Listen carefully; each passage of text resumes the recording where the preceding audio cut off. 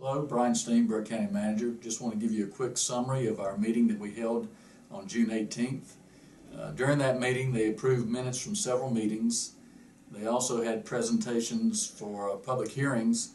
The first one was the adoption of the 2014 budget and the public hearing that had to be done for that. The tax neutral rate technically was going to be 57.3 cents. However, the technical rate doesn't include the $3 million that was used from fund balance to balance the fiscal year 2012-13 budget. If you add that in, that would have brought a tax neutral rate of 62.3 cents. And that only makes us even for the current fiscal 2012-13 budget and would not have addressed dollars being set aside for the construction of a new EMS station on the west side of Morganton to serve western Morganton, the new shopping center, and areas out in Lake James area. It also wouldn't have provided money for the future construction of an East Burke Senior Center.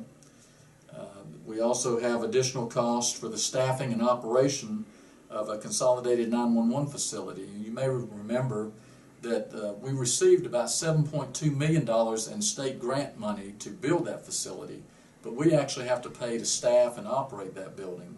So that's some additional cost to the county that's going to be coming in the new fiscal year.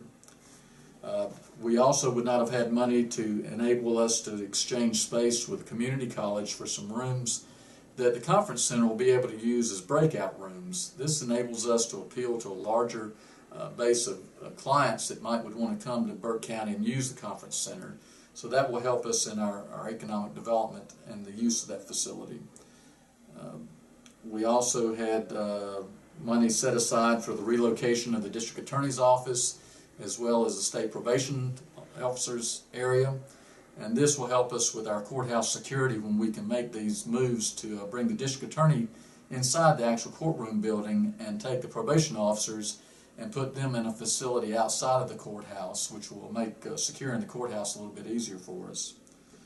We also are doing things to address technology needs of the Sheriff's Department, and you can find that information in a little more detail if you go on our website and check on the budget and look at the County Manager's budget recommendation message. We're also adding 3 ambulances. They'll be remounts, so you won't be paying the full cost for a new ambulance.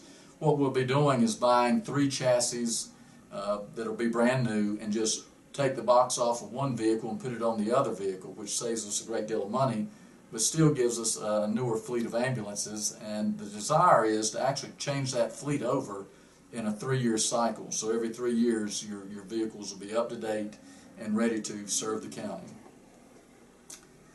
We also will need to appropriate additional money for the provision of food for inmates in our county jail and to meet their health needs. Now let me move on. There was another public hearing that was related to an economic development project with Contour Enterprises. They were going to go into a building that was in kind of bad shape. They got a rural center grant for $40,000 for that. They pledged 4 new jobs. And the county needed to work with Hildebrand to come up with a local match. The total local match was $2,000, and we're splitting that with Hildebrand, so the county will actually be providing $1,000 towards that grant. We had a consent agenda with several items, 9 to be exact, and there were 4 actual items on the decision portion of our agenda.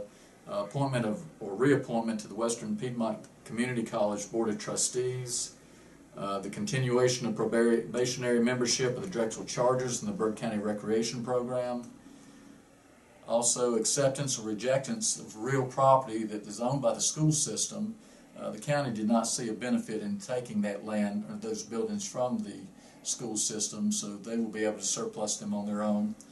And also, the General Services asked for an exemption in North Carolina General Statute 143-64.32 concerning an RFQ for engineering firms. This is related to engineering services at our landfill sites, the ones that are closed as well as open. We had vacancy announcements for several boards, and that was the end of the meeting. Thank you. Hope you have a good day.